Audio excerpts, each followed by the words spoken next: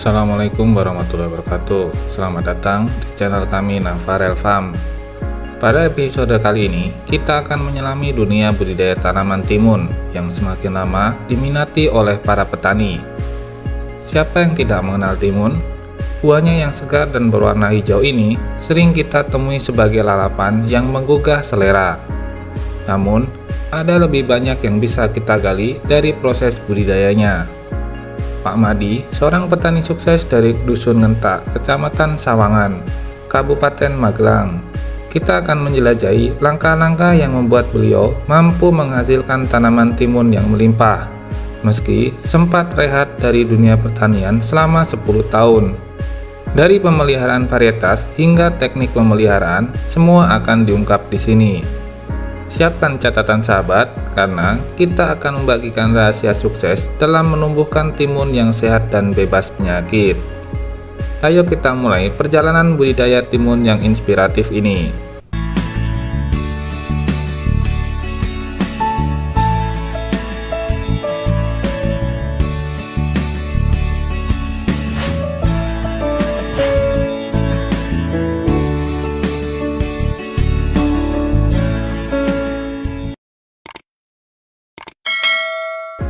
Budidaya tanaman timun menjadi kegiatan bertani yang masih banyak digemari oleh sebagian petani. Buah berbentuk oval memanjang, berwarna hijau, dan tak asing sering dijumpai sebagai lalapan satu ini. Pasalnya mudah dibudidayakan. Menjadi sebuah kepuasan tersendiri saat kita mencoba dan berhasil membudidayakannya. Ada beberapa alasan mengapa budidaya tanaman timun patut dipertimbangkan, seperti kemudahan budidaya dan waktu panen yang relatif singkat. Akan tetapi, beberapa alasan tersebut bisa dikatakan berhasil apabila kita mampu mempersiapkannya secara baik, dimulai dari pemilihan varietas, pengolahan lahan yang tepat, serta perawatan secara bijak adalah kunci jawabannya. Video kali ini akan membawa kita memasuki dunia budidaya timun, mengungkap rahasia sukses dalam menumbuhkan buah yang super lebat dan bebas penyakit. Varietas tanaman timun yang Pak Madi pilih adalah varietas timun bagus. Awalnya, merasa penasaran dengan varietasnya.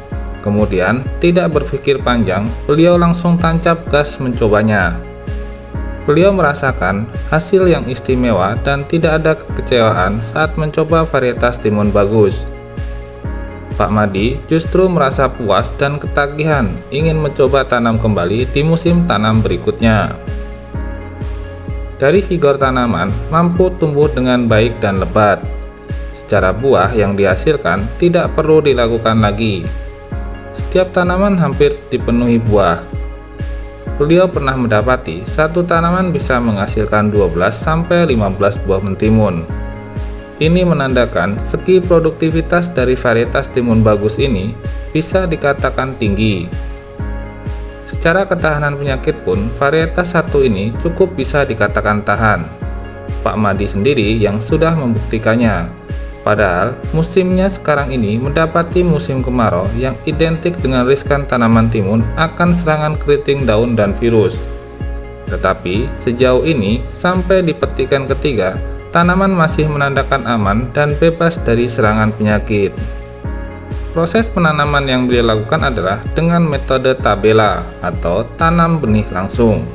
Jadi, beliau melakukan penanaman benih langsung di tempat tumbuh atau lubang tanam. Terdapat sekitar 2.400 lubang tanam beliau tanam, ada yang 1-2 benih di lubang tanam.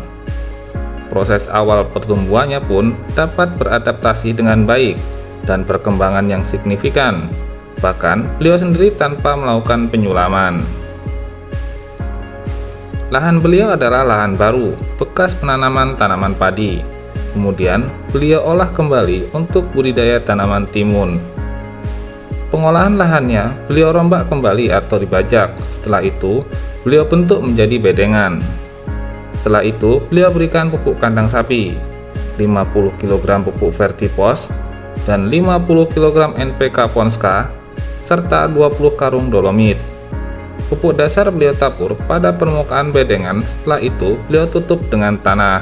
Setelah memastikan bedengan sempurna, beliau lanjut pemasangan plastik mulsa. Baru kemudian beliau lakukan pendiaman bedengan selama 10 hari. Sudah kami singgung di awal tadi, bahwa cara menanam yang beliau lakukan adalah dengan tabela atau tanam benih langsung. Tetapi musim sekarang ini ternyata beliau juga menerapkan pola tumpang sari dengan tanaman cabai. Proses penanaman cabai, beliau beri jarak waktu penanaman selang 1 minggu setelah tabela timun. Sedangkan jarak tanam antar lubang timun yaitu berjarak 40 cm x 40 cm. Pemangkasan yang beliau lakukan ada pada daun timun, karena beliau juga turut memperhatikan kelembapan area tanaman.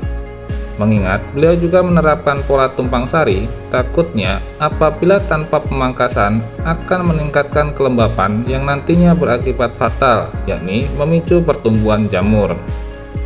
Dengan proses pemangkasan ini pun juga akan membantu pertumbuhan tanaman cabainya, sebab intensitas cahaya matahari yang didapatkan akan lebih optimal, di mana cahaya matahari juga sangat dibutuhkan saat melakukan proses fotosintesis.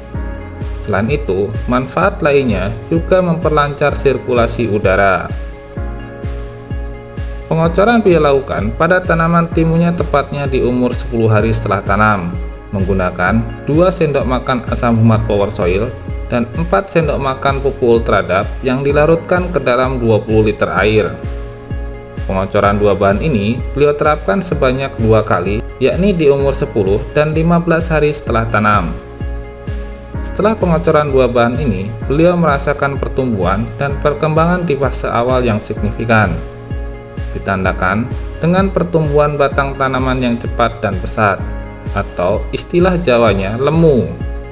Kemudian menginjak umur generatif, beliau memulai kocor kembali dengan bahan yang sama dan ditambahkan pupuk NPK Mutiara 16-16-16 dengan dosis dikocor ketiga 5 kg dan kocor keempat dosis 8 kg untuk semua tanaman. Jadi pengocoran beliau mulai dari fase pertumbuhan sampai pembuahan dilakukan sebanyak 4 kali. Proses pemaksimalan pertumbuhan dan perkembangan tanaman beliau bantu dengan penerapan sistem irigasi secara berkala dan bijak. Di musim kemarau, tentu tanaman akan sangat membutuhkan pengairan. Oleh sebab itu, beliau memperhatikan sampai mendetail soal sistem irigasi pada lahannya. Sistem irigasi yang beliau lakukan adalah dengan melakukan pengenangan pada area parit. Beliau lakukan seminggu sebelum waktu panen dengan interval pengenangan 1 minggu sekali. Waktu pengenangannya beliau lakukan di waktu pagi hari dan selama 1 hari. Jadi keesokan harinya air sudah beliau kuras kembali bersih dari pengenangan. Tetap memperhatikan betul soal nutrisi. Pak Madi melakukan spray untuk nutrisi daun menggunakan Gandasil D. Di fase pertumbuhan sebanyak 2 kali spray, dan menginjak fase pembuahan beliau memberikan pupuk MKP sebanyak 2 kali. Jadi pengaplikasian spray beliau lakukan 4 kali dengan interval kira-kira 10 hari sekali. Memang benar apa adanya, hasil dari perawatan yang beliau lakukan tidak bisa diragukan lagi. Mulai dari segi pertumbuhan tanaman, begitu dapat tumbuh dengan baik dan optimal.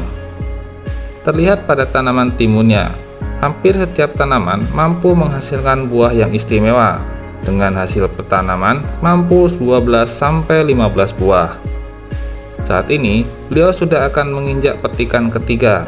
Tepatnya, di petikan pertama, beliau mendapatkan 300 kg, dan petikan kedua, beliau mendapatkan 400 kg. Persentase bobot petikan yang menurut kami fantastis. Meski sempat rehat bertani sekalipun, beliau masih berani unjuk gigi dan membuktikan di musim tanam sekarang. Tanamannya berani bersaing dengan tanaman timun tetangga. Terima kasih telah menyaksikan video kami tentang budidaya tanaman timun bersama Pak Madi.